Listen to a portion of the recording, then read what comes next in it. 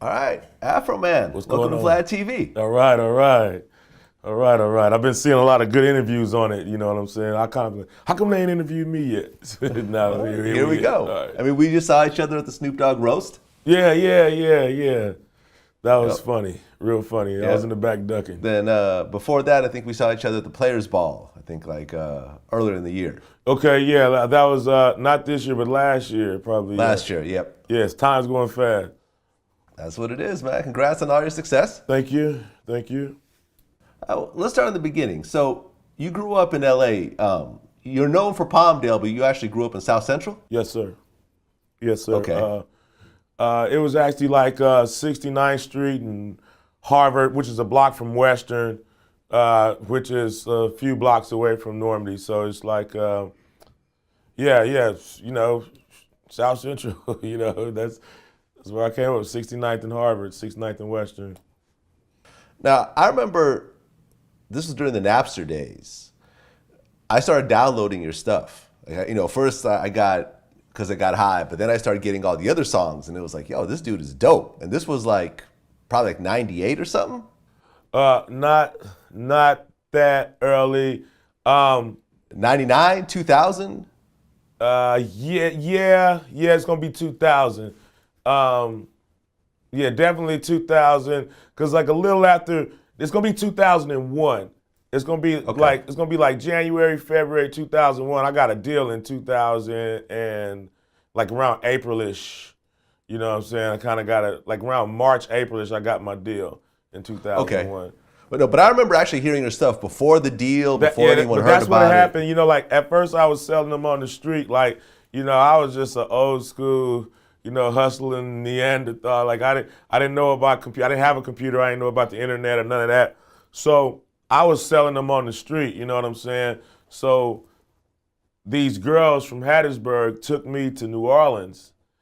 And it was the first rave I ever seen. You know, I never seen one. You know what I'm saying? You know, once I got there, you know what I'm saying? I was trying to sell the CDs, and nobody would buy them. And I kind of got frustrated. I didn't want to tote the boxes around. I've been hustling like a long time, and it was getting to that point to where it was time for them to pay off, or I needed to face another reality. I need to do it for fun at parties here and there, and I need to go get a job or something like that. So I just started giving them away. So all those kids, they took the CDs home and they uploaded it on a computer. You know what I'm saying? And they put it on Napster. I didn't know nothing about it. I gave away like 500 CDs that night. I didn't even care. I just kind of gave up. And it was because I got high CD, and I just handed it out. But like the kids, they could pop pills and drink bottled water in there, but they couldn't smoke in the place. So they was going out to their cars to smoke like joints or whatever. So they'd take the CD down there, pop it in, and they was flipping out over the song. And they would come back in like buying me all kind of beers, and I was happy they was liking it, and people were starting to speak to me or say what up or whatever. But I was still broke, but I was still happy to get the recognition. So I left that night, went back to Hattiesburg, and like within like 48 hours, like the guy I did consignment with at the record store, he was telling me that Universal Records had been called and they wanted me to come to New York. They was putting up everything, this, that, and the other. But what I didn't realize what happened was all those little kids went home and put those CDs, they put like 500 of those CDs up on Napster, and it went around the world like in 48 hours to the point where Howard Stern was getting it. Everybody was getting it, and then they was talking about it, and Universal, gave me a record from Napster. So it's like Napster was like good promotion for me. Like, like I didn't have enough money to advertise my stuff on a radio spot ad or to say the Super Bowl is being sponsored by Afroman. But Napster was like this free promotion that really opened the door, Right, yeah, because that's how I found the song and then the rest of the album. Like on Napster, I just kept seeing it over and over again, so I started downloading it, and I'm like, oh, this is dope. Knock on wood, but I think I'm the first like internet rapper to like guy to make it like to just go from the internet and then make it. You know what I'm saying? Right, I mean, because were you before Soulja Boy? Yes. Okay, Yeah. so Soldier Boy was one of the first, so you were before him, so you actually were the first. Yeah, like that's it. You know what I'm saying? Like everybody else knew Dr. Dre or something. You know what I'm saying? Like this just went around. You know, got viral. I went viral. I was viral Yeah. before there was a viral. You know what I'm saying? Viral before viral. That's Yes. exactly what it is. Okay, so you put this song together, and you talked about how you spent like 2 minutes putting it together. Yeah. Like I was telling everybody I had like this. I had this. You know, you smoke bud and you turn to this philosopher and this. So I'm hanging out with all these dudes going to college and stuff, and we having these deep conversations with these blunts, and you know we're these philosophers. So I had this own experiment. You ever seen Trading Places? Yeah. You know, sometimes like these rich smart dudes that have these experiment. He goes, I don't care about hereditary versus environment, you know, like he's so in my mind, my hereditary versus environment was simplicity versus complexuality. You know what I'm saying? So it's like what I was thinking was I thought I was working too hard. I was playing musical football and I really wanted to play musical golf, you know, and then to do just as much damage. So like you got Bohemian Rhapsody, right? Then you got Don't Worry, Be Happy. Now, sweat for sweat and music knowledge, we all think possibly Bohemian Rhapsody should have more views, they should have more money, because they got more education, they got more, it's all kind of music theory in that. That stuff was a masterpiece. But then you got Don't Worry, Be Happy. It's simple. He's the little song I wrote, you know, bam. So anyway, I had all these rap songs. I wrote all of this stuff. And I thought I was KRS-One. I'm like a real MC. I'm talking all this shit, but I'm not really getting paid. Then I thought, I'm going to just sing a song. And I had been really smoking a lot of bud. And I realized that I have all kind of plans. I say, I'm going to do this, I'm going to do that, I'm going to do that. Then I smoke a joint, and I play some music. Next thing you know, the sun's dropping, girls is coming over. Homies, just I didn't do none of that shit. I had a great damn day, and so even though it took me like 2 minutes and 11 seconds to write the song, it took me about 6 months to realize that once I lit up that joint, like I wasn't doing as much as I would like to do. Not that the next man can't, but me personally, I'm a natural procrastinator without the bud. And then after I smoke it, I get to having a good time and I'm just happy and stuff slips my mind. You know what I'm saying? So that's just, you know, my personal results of my own smoking experience. So Right. I wrote because I got high. It took me like 6 months to realize, hey, I better watch it after I smoke that joint because I might miss something important. You know, but it took me 2 minutes. I was like room. At first, before I wrote it out, I was like room, class. And then some of the stuff, I could look at a buddy and I could vicariously, like I didn't go to college or nothing, but my homeboys did. And we'd be chilling and laughing too.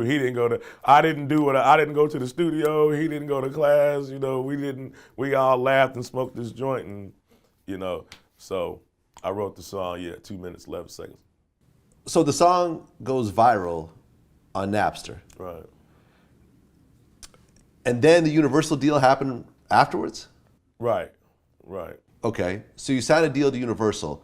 At what point does it get picked up by the Jay and Silent Bob movie?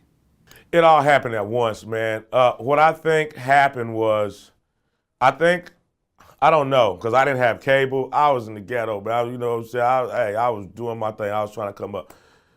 But when it all hit me like a bomb. Like the door opened up and there was everybody, Howard Stern, everybody, you know. So like, I think Howard Stern got it off the internet and was playing it. Jay and Silent Bob had just did a movie. They thought the song would work good with their movie. Then Jay and Silent Bob wanted to do a video with me. They had just finished their movie. And they liked that song. They're in that original video with me. I didn't know who they were. I was totally ignorant of who they were. I didn't know who they were. Everybody was flipping out all around me. I didn't have a clue. You know what I'm saying? And he's like this brilliant, like, you know, director. But anyway, they wanted to be in the video, and I think once they wanted to, I think that's kind of what made Universal just more stuff like, and it was more people that I got to remember, like they wanted me on the talk shows like Craig Kilborn, and so all of these people wanted me that I didn't even know. It's just out there on the computer just doing this thing. And I think Universal seen that, and that's when they realized the money was already there and they sent for me. You know what I'm saying? So. Right. And the song blew up. It was like #1 on the charts, like all over the world. Like I started looking through some of these lists, and it's like, it was like in Australia and this country and that country and England and everything. Like you had a #1 worldwide hit. Yeah. Yeah. How did that feel? Unimaginable. Like I would have been, tickled to death if I could have been like what I call a regional rapper. Like, usually a rapper holds down his region, he holds down his coast. You know what I'm saying? That's where everybody's gonna feel him. The slang and the jargon really doesn't go out of 3 states. You know what I'm saying? So first of all, I would have been happy being a good hood rapper, just a rapper you want. If everybody always asked me to rap at their parties, I'd love that. Then you want to be a good city rapper. Like if you could throw a concert in a city, then there's a good state rapper. Then there's a regional rapper, just a West Coast rapper, or East Coast rapper, or down South rapper. If you can, I would have been tickled to death with just a region. But a worldwide, I didn't imagine a worldwide. That scared me. Like I didn't know how to take it. I was like, them early days, I'm walking around in like a state of shock. Like, so I'm having fun now, but I was in, it was too big. I'm looking down the list. You were #1 in Australia, Austria, Belgium, Denmark, Germany, Ireland, New Zealand, Norway, and the UK. Yeah. Crazy. That's beyond my understanding too. God, that's cool. That's like the Macarena, wild thing. Baby got back. I tell everybody, because I got high, is Baby got. I said, because I got high, is Baby got back's little brother. You know what I'm saying? Like, you actually got nominated for a Grammy. Man, it's like I said, once it went past 3 states, it's all downhill like gravy from there. Like everything else was just unbelievable. Sometimes I think I'm gonna just wake up, from like a pothead dream. You know what I'm saying? Like, it's a beautiful thing. When I put up, when I went to Google and put weed songs, you came up #1. But there's also Cypress Hill, like Hits from the Bong. What did Dr. Green Thumb's another good one. Did Because I Got High come up above those? Or? Yep. Yeah, you were #1 on the list. All right, man. It's so, I don't like, being arrogant and cocky no more. Of course, everybody thinks their music it's your music. You love your music, what I'm saying? So that's my song. So I love my song. There's so many creative people out there, I don't know where to put it, but like I said, it's good stuff. I think I'm the first one to really talk about the effect of it. Everybody can talk about it like, riding down the street, smoking Indo, sipping on, okay, right. That's cool, but exactly. We know the effect of alcohol, I drank it, I got too drunk, I couldn't stand up, but this, that, and the other. But no, I don't think nobody really talked about, like, the possible effect of smoking too much bud. Kids that don't smoke weed, they can just like the melody, but like it's like an inside joke. Everybody that really get high can really then they'll say, oh, that's Johnny, or that's okay, you know what I'm saying? So, it's kind of like I connected with everybody that know about that effect, possibly, you know what I'm saying? So have you always smoked weed, or was there a time where you actually stopped? Yes, I didn't always smoke weed. I used to be a Nutri-Grain, man. I used to play sports. I used to, any kind of smoking. I remember the first, I had moved from South Central LA up to Palmdale, and I met the first hippie dude I ever met in my life. Like, I lived in these apartments right next to Palmdale High School, and I would hop the fence to go to school. They told us not to do it, but of course I'd do it. It was just shorter. And there was a Lucky's on the corner, and then my apartment building was behind the Lucky's. So as I was hopping the fence, the stoner dude was between the wall to the school and Lucky's, and he was smoking a joint. And I thought the tie-dye shirts was whack. I didn't get them, I didn't know. So I was playing football. I thought I was all hard and tough and everything. So I said, man, don't smoke that. I said, man, don't smoke that shit. It make you stupid. And he was like, are you speaking from experience?